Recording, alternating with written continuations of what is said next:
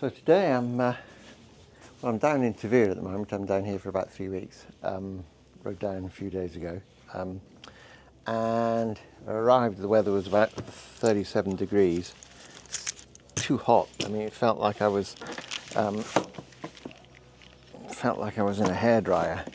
So today I've decided we've got a little spell of cooler weather, and I'm going to use the opportunity to head down to Gibraltar. It's about a 4.5 hour ride from here, but I probably won't get the opportunity to come down here again, so I'm going to make the most of it.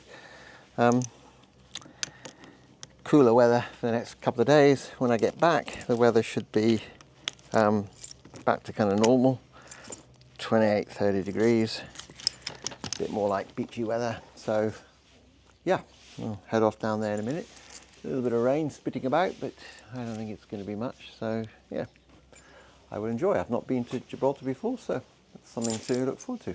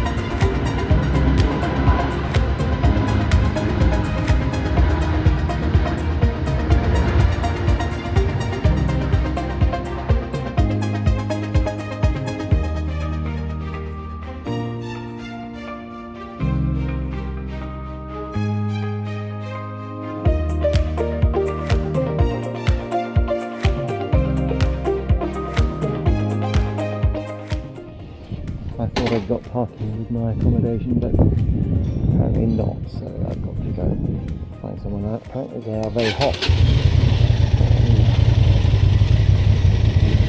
Camping there. Definitely no fun.